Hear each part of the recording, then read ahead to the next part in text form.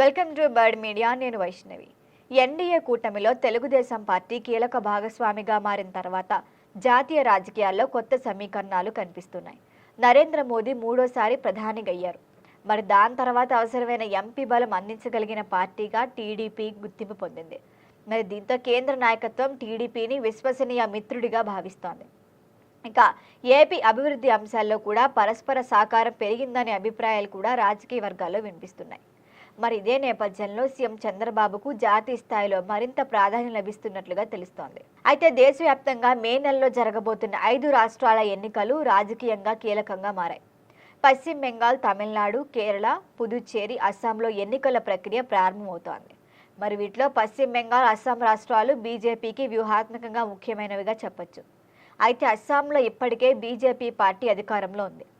కానీ పశ్చిమ బెంగాల్లో మాత్రం వరుసగా 2 సార్లు అధికారం చేపట్టారు మమతా బెనర్జీ. ఆవిడ కూడా బలంగానే నిలిచారు. మరి ఈసారి అయితే ఖచ్చితంగా హ్యాట్రిక్ కొడదానే లక్ష్యంతోనే ఆమె ముందుకు సాగుతున్నట్లుగా తెలుస్తోంది. అయితే పశ్చిమ బెంగాల్లో విజయం సాధించడం అంత సులభం కాదనే అవగాహన బీజేపీకి ఉంది.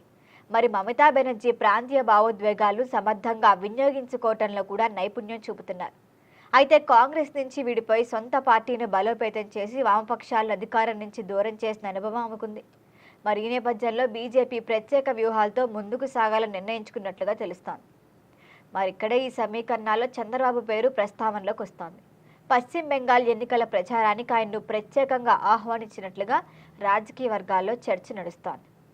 అయితే చంద్రబాబు ఇప్పటికీ 2 నుంచి 3 రోజుల పాటు బెంగాల్లో తిరుగుతూ అక్కడ బీజేపీ తరపున ప్రచారం చేసే అవకాశం ఉందని కూడా అంటున్నారు.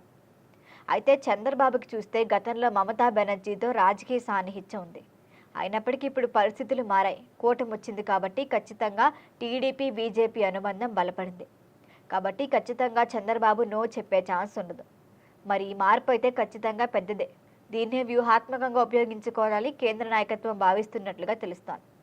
మరి మరొక అంశం పశ్చిమ బెంగాల్లో గణనీయంగా నివసిస్తున్న తెలుగు ప్రజలు. మరి వాళ్ళ ఓట్లపై ఖచ్చితంగా చంద్రబాబు ప్రభావం చూపగలరు అన్న నాయకుడిగా కూడా చంద్రబాబును బీజేపీ భావిస్తోందన్న అభిప్రాయం కూడా ఉంది. ఇక ఆయనకిటు అభివృద్ధి, పరిపాలన అనుభవం, జాతీయ రాజకీయాల్లో పాత్ర వంటి అంశాలు ప్రచారంలోకి ప్రస్తావించాలనే ఆలోచన కూడా ఉంది. అయితే ఇవన్నీ ఇప్పటి వరకు ఊహాగానాలే. అధికారిక ప్రకటనలు అయితే రాలేదు. ఇవి రాజకీయ వర్గాల్లో వినిపిస్తున్న మాటలే. అసలు చంద్రబాబు నిజంగా బెంగాల్లో ప్రచారం చేస్తారా? చేస్తే దాని ప్రభావం ఎలా ఉంటుంది? ఒకవేళ మమతా బెనర్జీ వ్యూహాలకు చంద్రబాబు చెక్ పెట్టగలరా? లేకపోతే ప్రాంతీయ భావోద్వేగాలు మళ్ళీ పైచేయి సాధిస్తాయా అన్నది ఎన్నికల ఫలితాల తర్వాతే స్పష్టమవుతుంది. ఈసారి పశ్చిమ బెంగాల్ పోరు కేవలం రాష్ట్ర రాజకీయాలకే పరిమితం కాలేదు, జాతీయ రాజకీయ సమీకరణాలకి కూడా పరీక్షగా మారే సూచనలు కనిపిస్తున్నాయి. ఏం జరుగుతుందో చూడాలి. దీనిపైన మరిన్ని అప్డేట్ల కోసం చూస్తూనే ఉండండి బర్డ్ మీడియా.